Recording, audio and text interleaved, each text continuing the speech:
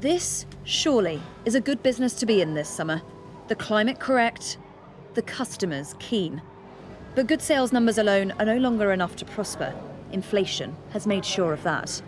This is our factory, this is where all the secret stuff happens. This business keeps its own cows, produces its own milk, and manufactures the product on site. Its input costs are multiple and mounting.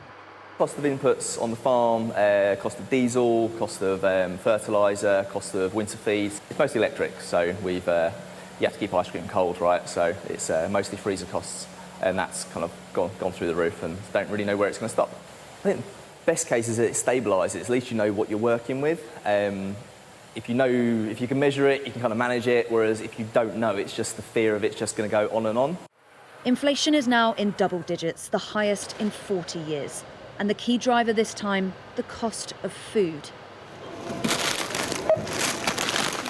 Things are so bad, the supermarket Iceland has started offering interest-free microloans to help people afford just the bare essentials.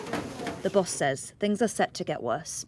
It's going to be an interesting 6 months ahead, compounded by the fact we have a drought which is going to affect future crop yields. The war in Ukraine is not helping because it's the breadbasket of Europe, so there is a maelstrom of different pressures.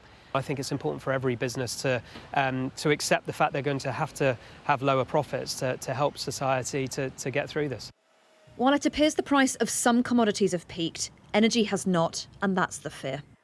The fact that food costs, the price of really everyday staples, have risen as much as they have is a sign of just how unavoidable this crisis has become. And the really scary thing is that we might end up looking back at this moment as something of a calm before the storm. Energy bills are set to skyrocket this autumn. A recession is forecast. It has the makings of a really serious economic crisis. All eyes then on what the government will do. A visit to a holiday camp, some say, all show and no substance. But the Chancellor insists more help is coming. We prepare all the options ready for the incoming Prime Minister on the 5th September to hit the ground running of what more we can do, whether it is the green levies that we need to remove to help with those energy bills, cutting taxes.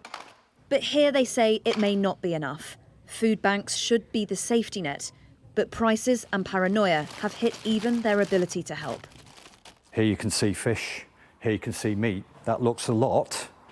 Normally, we'd be out here and about this high. Oh, really? So and significantly this is quite less? good, based on the last few weeks, because we've had to buy food in.